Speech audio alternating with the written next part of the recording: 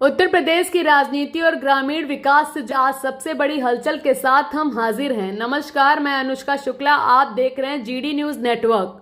प्रदेश की पंचायत चुनाव को लेकर सरगर्मियां तेज हो गई हैं और प्रशासन से लेकर शासन तक हर स्तर पर तैयारियों का दौर जारी है। आज 3 मई 2026 को उत्तर प्रदेश की ग्राम पंचायतों से क्या खास रहा और चुनाव से लेकर क्या अपडेट्स है, आइए विस्तार से समझते हैं। उत्तर प्रदेश में त्रिस्तरीय पंचायत चुनाव की आहट के बीच आज प्रदेश के ग्रामीण गलियारों में प्रशासनिक और राजनीतिक गतिविधियां चरम पर पहुंच गई हैं। इलाहाबाद हाई कोर्ट द्वारा अन्य पिछड़ा वर्ग के आरक्षण को लेकर अपनाए गए सख्त रुख के बाद राज्य सरकार ने अपनी तैयारियों की गति बढ़ा दी है। वर्तमान में शासन का पूरा ध्यान सर्वोच्च न्यायालय द्वारा निर्धारित ट्रिपल टेस्ट की प्रक्रियाओं को समयबद्ध तरीके से पूरा करने पर है, ताकि आगामी चुनाव में आरक्षण की व्यवस्था को लेकर किसी भी प्रकार की कानूनी अड़चन न आए।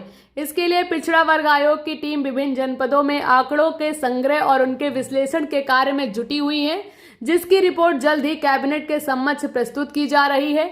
निर्वाचन की प्रक्रियात्मक तैयारियों की बात करें तो राज्य निर्वाचन आयोग के निर्देशानुसार सभी जिलों में मतदाता सूचियों के पुनरीक्षण का कार्य अंतिम चरण में प्रवेश कर गया है।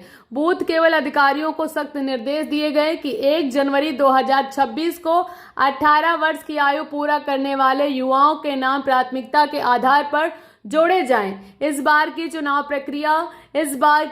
प्रक्रिया को अधिक पारदर्शी और सुलभ बनाने के लिए बड़े पैमाने पर तकनीकी का सहारा लिया जा रहा है, जिसमें मतदाता सूची के ऑनलाइन सत्यापन से लेकर नामांकन की डिजिटल प्रक्रियाओं तक पर काम चल रहा है। प्रशासनिक स्तर पर परिसीमन की कार्रवाई को भी लगभग अंतिम रूप दिया जा रहा है, जिससे कई ग्राम पंचायतों की भौगोलिक सीमाओं में बदलाव देखने को मिल सकता है।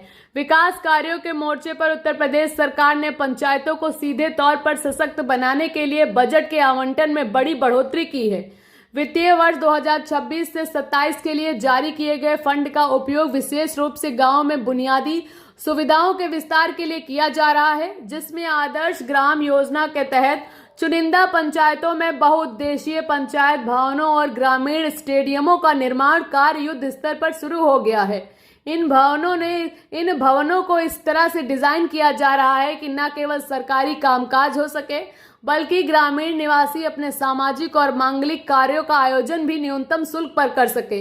इसके साथ ही हर ग्राम पंचायत में डिजिटल लाइब्रेरी की स्थापना की जा रही है, जिससे ग्रामीण छात्र छात्राओं को प्रतियोगी परीक्षाओं की तैयारी के लिए आधुनिक संसाधन उपलब्ध हो सके।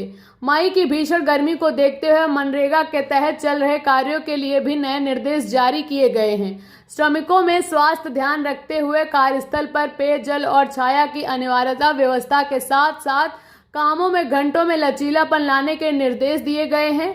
जल जीवन मिशन के तहत हर घर नल की योजना को भी चुनाव आचार संहिता लाने से पहले पूर्ण करने का लक्ष्य रखा गया है, ताकि ग्रामीण क्षेत्रों में पेयजल की समस्या स्थायी समाधान हो सके। कुल मिलाकर उत्तर प्रदेश में आज स्थिति यह है कि एक तरफ जहां चुनावी बिसात बिछाई जा रही है, दूसरी तरफ ग्रामीण बुनियादी ढांचे को नया रूप देने के लिए भारी निवेश और नीतिगत निर्णय लिए जा रहे हैं। आज इस विशेष रिपोर्ट में बस इतना ही। उत्तर प्रदेश की ग्राम पंचायतों और आने वाले चुनाव से जुड़ी हर छोटी छोटी खबरों को सबसे पहले और सबसे सटीक अंदाज में देखने के लिए बने रहिए जीडी न्यूज नेटवर्क के साथ। देश दुनिया की तमाम खबरों के लिए हमारे डिजिटल प्लेटफॉर्म को भी फॉलो कर सकते हैं। मुझे अनुष्का शुक्ला को इजाजत दीजिए। नमस्कार।